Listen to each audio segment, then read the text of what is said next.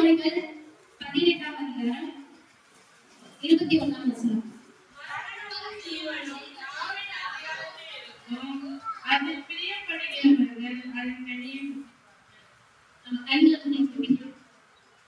ஸ்தோத்திரம் ஸ்தோத்திரம் ஸ்தோத்திரம் ஸ்தோத்திரம் இயேசுவா. இந்த நாளில் இந்த மெசேஜ் வேலையில கூட நினைச்சோம் அப்பா, மரணமும் ஜீவனும் அப்பா எங்க நாவின் அதிகாரத்தினால் இருக்கிற வேதத்தில் நாங்கள் வாசிக்கிறோம். இதன் வழியாக நாவை குறித்ததான அப்பா மெசேஜ் கொடுக்கும்போது கூட தேவன் நீ மூலமா நீங்க பேசக்கூடியப்பா ஆசீர்வதிச்சு நீரை பொறுப்பெடுத்து வழிநடத்துங்க.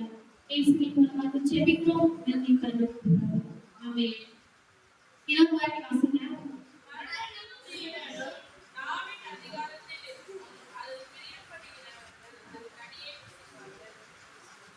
மரணமும் ஜீவனும் நம்முடைய நாவின் அதிகாரத்துல இருக்குது. அப்போ நம்ம நாவினால் பேசக்கூடிய வார்த்தைகள் ஒன்றும் கவனமாக பேசணும். மரணம் நம்முடைய வாயினால் அதிகாரத்தில் இருக்குதுன்னு சொல்லிட்டு வேதம் சொல்லுது. நன்மையும் சரி தீமையும் சரி நம்முடைய நாவின் அதிகாரத்துல இருக்குது. அதை புசிக்க வேண்டிய கனி நம்ம மரணமோட தான் இருக்குதா இல்ல ஜீவனோட கனி நம்ம புசிக்கணுமா என்னது கவனமா நம்ம இருக்கணும். கர்த்தருடைய பிள்ளைகளா இருக்கிற நம்ம எல்லாரும் வேதத்தை வாசிக்கிறோம், பைபிள் படிக்கிறோம், ஜெபம் பண்றோம். அப்படி இருக்கிற நம்ம மரணத்துக்கு ஏதுவான வார்த்தைகள் ஒன்றும் நம்ம வாயில இருந்து புறப்படக்கூடாது. இப்போ அம்மாவோட ஊர்லயே ஒரு இன்சிடென்ட் நடந்துச்சு. எப்படின்னா ஹஸ்பண்ட் அண்ட் ஒய்ஃப் அவங்களுக்குள்ள சண்டை போல. அவங்க ஹஸ்பண்ட் தினமும் ட்ரிங்க்ஸ் பண்ணுவார். அவங்க ஒய்ஃப் சொல்லுவாங்க, நீ குடிக்காத, நீ குடிச்சேன்னா நான் கிருஷ்ணாவில் என்னை எரிச்சுப்பேன், நான் இருக்க மாட்டேன், செத்துருவேன் அப்படின்னு சொல்லிட்டு ஒரு முறை 2 முறை 3வது வாட்டி அவங்க வார்ன் பண்றப்போ கிருஷ்ணாவில ஊத்திருக்காங்க போல. அது எப்படி அவங்க ஆக்சன் தெரியல. அதுதான் சொல்றேன், மரணம் நம்முடைய நாவின் அதிகாரத்துல இருக்கிறது. அதனால நம்ம பேசக்கூடிய வார்த்தைகள் கவனமாக நம்ம பேசணும்ன்றதுதான் நான் சொல்லுவேன். அதனால நம்ம தீமையும் நன்மையும் சரி நம்ம எதை பூசிக்கணும்ன்றது வேதத்தை வாசிக்கிற நம்ம நிதானிச்சு அறியணும். யாக்கோபு 3ஆம் அதிகாரம் 6ஆம் வசனம்.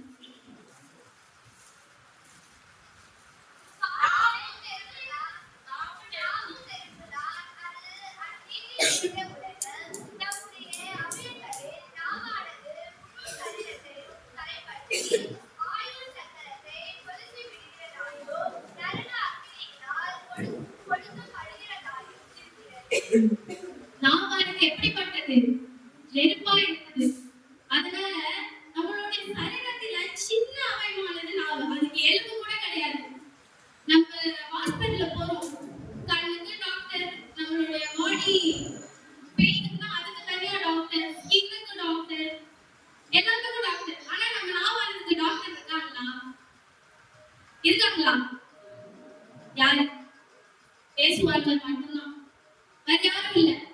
நம்ம நாவானது நம்ம வேதத்தை வாசிக்கிறோம், அவருக்கு உண்மையான நேரத்தை செலவழிச்சு நம்ம படிக்கிறோம் அப்படின்னா இந்த நாவானது மரணத்திற்குரிய வார்த்தைகளை ஒன்றும் புறப்படாத நம்ம பேசுவோம். இப்போ யாக்கோபு 7:8 கூட மனுஷனுக்கு எல்லா அதிகாரத்தையும் அடக்கக்கூடிய அதிகாரம் உண்டு. இப்போ குதிரை இருக்கு இல்லையா, அந்த குதிரைக்கு கடிவாளத்தை போட்டு என்ன பண்றாங்க, அது இந்த சைடு போனா இந்த சைடு தான், அந்த சைடு போனா அந்த சைடு தான் அப்படின்னு சொல்லிட்டு அந்த கடிவாளத்தை போட்டு குதிரையை அடக்குறாங்க. பெரிய கப்பல் தான், அந்த கப்பல் இந்த திசைக்கு திருப்பணும் இல்ல அந்த திசைக்கு திருப்பணும்னா அது ஒரே ஒரு ஸ்டேட் வச்சுதான். எவ்வளவு பெரிய கப்பலா இருந்தாலுமே சரி. அது போல இப்போ சிங்கத்தை எடுத்துக்கோங்க, ஜூல இருக்கு இல்லையா, அந்த ஒரே ஒரு குச்சி மூலியமா தான் அடக்குறாங்க மனுஷரால. அந்த சிங்கம், யானை எவ்வளவு பெரிய மிருகம், சிங்கத்தை குறிச்சு எவ்வளவு பேர் பயப்படுறாங்க. ஆனா ஜூல சின்ன ஒரு குச்சை வச்சு அதை வச்சு சமாளிச்சுக்கிறாங்க. இப்படி இருக்கிறப்போ இது எல்லாத்தையும் அடக்குற நம்ம நாவானதை அடக்க முடியுதா? அதே 8வது வசனத்தை வாசிங்க. யாக்கோபு 3:8.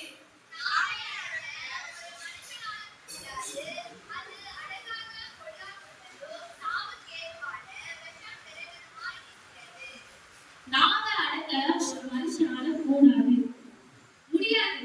ஏன் அப்படி சொல்றாங்கன்னா அது அநீதி நிறைந்த உலகம் அப்படிங்கிறது சொல்றாங்க.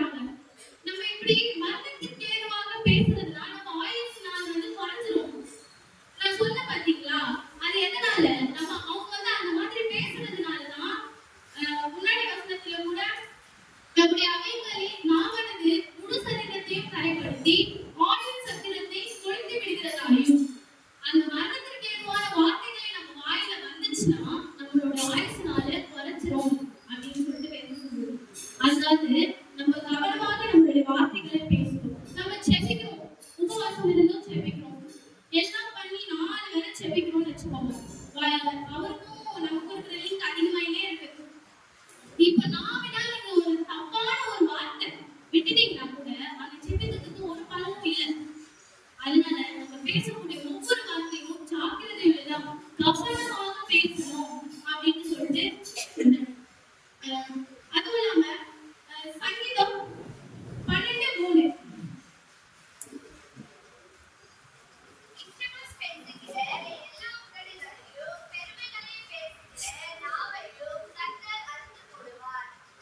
இச்சகம் பேசுகிற எல்லா நாவையும் தேவன் என்ன பண்றாருன்னா அறுத்து போடுகிறார். எதுக்கு? நம்ம கிட்ட ஒரு விஷயம் இருந்தே இருக்காது, அது மத்தவங்களுக்கு நம்ம கிட்ட இருக்குது, இப்படிதான் நாங்க இருக்கிறோம், இப்பெல்லாம் நாங்க இருக்கிறோம், இல்லாத ஒரு விஷயத்தையே இருக்குதுன்னு சொல்லிட்டு காமிச்சுக்கிறது தேவனுக்கு எப்படி இருக்குது? அறுத்து போடுவார்னு சொல்றாரு.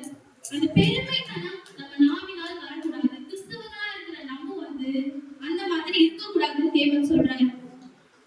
நாவானது சின்ன காட்டுல ஒரு தீ பிடிச்சுச்சுன்னா முழு காட்டையும் எரிச்சிடும். ஆமா தானே? அது எதுக்கு சொல்றாங்க? இப்போ ஒரு எக்ஸாம்பிளுக்கு கொழாடி சண்டையை வச்சுக்கோங்க. 2 பேர் வராங்க, சின்ன தண்ணி பிரச்சனை. நீ புடிச்சுக்கோமா ஃபர்ஸ்ட், இல்ல நான் புடிச்சுக்கிறேன், முடிஞ்சிடும். இல்ல நீயா நானா, கொட்டை வச்சு 6 4 அடிக்கிறது. அப்புறம் அவங்க ஹஸ்பண்டுக்கு 2 பேரும் இந்தியா பாகிஸ்தான் மாதிரி சண்டை. அது பண்ணாம அவங்க பசங்களுக்கு பாக்க அப்படியே போகுது. இது சின்ன தீ தான், அது எதுக்கு? அந்த மாதிரி இல்லாதமா, அந்த மாதிரி நம்ம இருக்க கூடாது. நம்ம கிறிஸ்தவர்களா இருக்கிற நம்ம ஜீவனுக்கு ஏதுவாக தான் இருக்கணும், நன்மைக்கு ஏதுவாக தான் இருக்கணும். நம்ம மரணத்திற்கு ஏதுவான வார்த்தைகள் ஒன்றும் நம்ம வாயிலிருந்து புறப்படக்கூடாது. ஞானிகளின் நாவு அறிவை உபயோகப்படுத்தும். நீதிமொழிகள் 15:2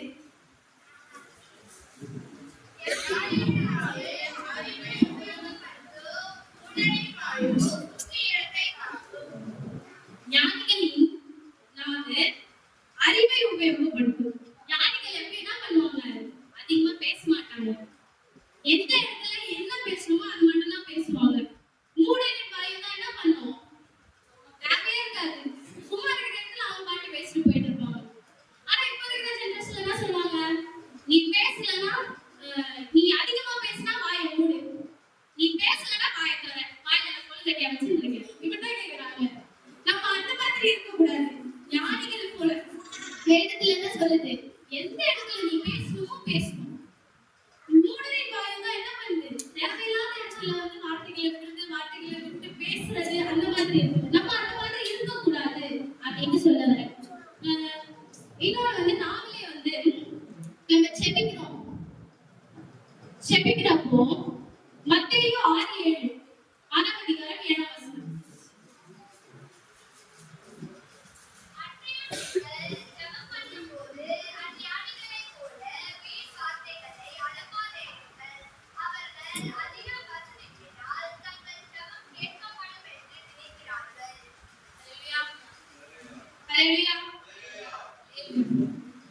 ஜெபம் பண்ணும்போது நம்ம என்ன பண்ணக்கூடாது? அஞ்ஞானிகளை போல வீண் வார்த்தைகளை அலப்பக்கூடாது.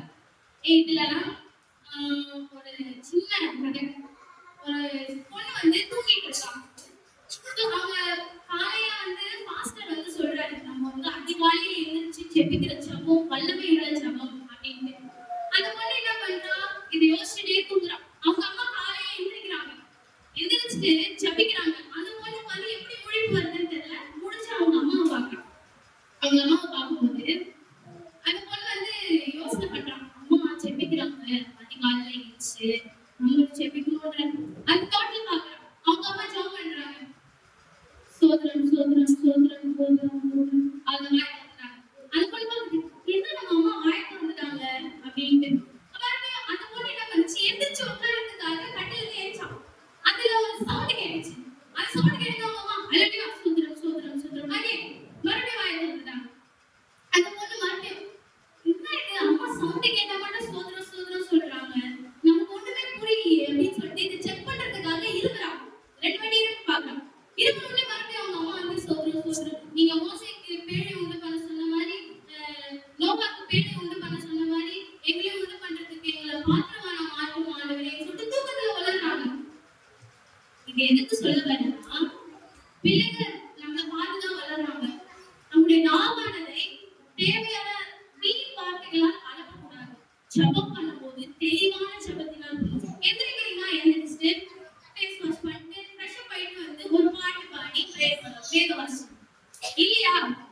சைலண்டா விட்டுடலாம். அதை விட்டுட்டு பிள்ளைங்க முன்னாடி இந்த மாதிரி பண்ணா எப்படி? அவங்களும் அப்படித்தான். நம்ம தூங்கிச்சாலும் சரி, சமைச்சாலும் சரி, என்ன பண்றோம்? ஒரே வாயினால் தான், ஒரே நாவினால் மட்டும்தான்.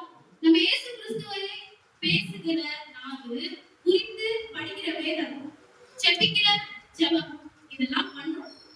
இதெல்லாம் இருந்தும் நம்ம மனதிற்கேதுவான வார்த்தைகள் எப்படி நம்ம வாயில வரும்? இயேசு கிறிஸ்துவானவர் பொறுமையா தாழ்மையான நாவோட தான் எல்லார்கிட்டயுமே பேசினாரு. அப்படி இருக்க நீதிமொழிகள் 26:20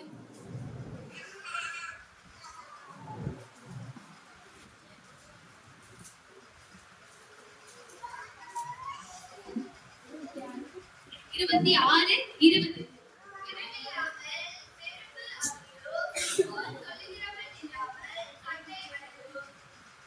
அல்லேலூயா. விறகில்லாமல் நெருப்பு அவியும், கோல் சொல்லுகிறவன் இல்லாமல் சண்டை அடையும். நம்ம விறகு வச்சுட்டே இருந்தாதான் நெருப்பு எரியும். அந்த விறகு எடுத்துட்டா நெருப்பு எரியாது. அதே மாதிரிதான் நம்ம பக்கத்துல ஒருத்தர் இருப்பாரு, கோல் சொல்லுகிறான். நமக்கு ஆறுதலா பேசுற மாதிரி தான் இருக்கும். அவங்க நம்மள திட்டி பேசியிருப்பாங்களா, இல்ல நல்ல விதமா சொல்லியிருப்பாங்களா, கெட்ட விதமா சொல்லியிருப்பாங்களா, நமக்கே புரிஞ்சிருக்காது. ஆனா நம்ம பக்கத்துல இருக்கிறவங்க எப்போ புரிஞ்சுருவோம்? நான் நினைச்சு கூட பார்க்கல, இவங்க எப்படி பேசுறாங்க, எனக்கே கஷ்டமா இருக்கும். எவ்வளவு கஷ்டமா இருக்கும். நீ சொல்லிதான் எனக்கு தெரியுது, எனக்கு கஷ்டமா இருக்கு அப்படின்ட்டு. அப்படி கோல் சொல்லுகிறவங்க இல்லாமல் சண்டை அடையும். இந்த கோல் போன்றவங்க பக்கத்துல வச்சுவே கூடாது. பக்கத்துல யாரா இருந்தாலும் சரி. அதான் சொல்ல வரேன். யாக்கோபு 4:10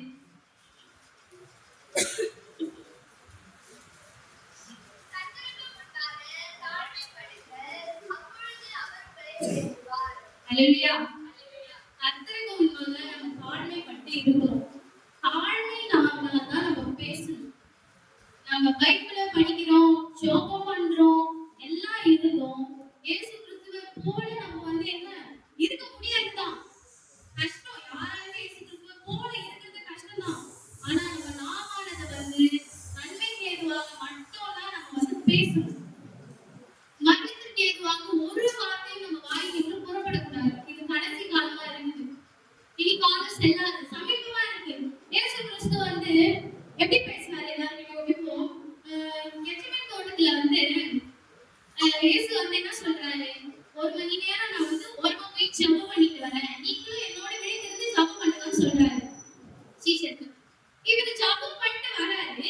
பார்க்கும்போது இவங்க எல்லாம் என்ன பண்றாங்க? நல்லா ஜாலியா தூங்கினாங்க. அதுதான் தூங்கிட்டாங்க. அப்ப இயேசு என்ன பண்ணிருக்கலாம்? கேட்டிருக்கலாம்ல. அவர் லாபம் இருக்கு, எப்படி என்ன பேசிருக்கலாம்ல. எல்லாம் பேசலாம். நீங்க 1 மணி நேரமாச்சும் என்னோட விழித்திருந்து ஜெபம் பண்ணிருக்க கூடாதா அப்படின்னு தான் கேட்டாரு. ஒரு கோபமான ஒரு வார்த்தை அவரோட வாயிலிருந்து வரல. அப்படிதான் நம்மளும் என்ன பண்ணணும்? நம்ம வாயிலிருந்து புறப்படுகிற ஒவ்வொரு வார்த்தையும் கவனமாக நம்ம இது பண்ணணும். இதே நம்ம அந்த இடத்துல ஒருத்தருக்கு வேலை சொல்லிட்டோம்னு வச்சுக்கோங்க, அந்த வேலையை அவங்க செய்யல. நான் இந்த வேலையை முடிச்சுட்டு வரதுக்குள்ள இதை செஞ்சிடணும். எங்க அம்மாவை கூட சரி, நானே எக்ஸாம்பிள் எடுத்துக்கிறேன். என்னை இது சோஃபால போட்டு வீடெல்லாம் பெருக்கி வச்சிரு அப்படின்னு சொல்லிட்டு நான் வெளியே போயிட்டு வரேன்னு சொல்லுவாங்க. நான் உட்காந்து பார்த்து டிவி பார்த்துட்டு இருந்தா எங்க அம்மா என்ன பண்ணுவாங்க? அவள்தான் வீடே 2000. அப்படி அந்த மாதிரி நம்ம எதுவும் இல்லாம நம்மளுடைய நாவானது கவனமாக பயன்படுத்தணும். பெருமை பாராட்டுகிற விஷயமா எதுக்குமே நம்ம என்ன பண்ணக்கூடாது? அதான் கருமம் அப்படிங்கிற எந்த ஒரு விஷயத்துக்குமே நம்ம நாவானதை பயன்படுத்தக்கூடாது. ஏன்னா நம்ம இயேசு கிறிஸ்துவானவர் எப்படி தாழ்மைத்தனம், எல்லா இடத்துலயுமே தாழ்மைதான். ஒரு இடத்துல கூட அவர் எப்படி அவருடைய நாவை தப்பான ஒரு வார்த்தையினால கூட விட்டுருக்க மாட்டார் பைபிள்ல. அப்படி இருக்கிற நம்ம அவருடைய பிள்ளைகளா இருக்கிற நம்மளும் என்ன பண்ணணும்னா கோலம் வெட்டுகிறவர்களா இருக்கக்கூடாது. அதே போல தேவனுக்கு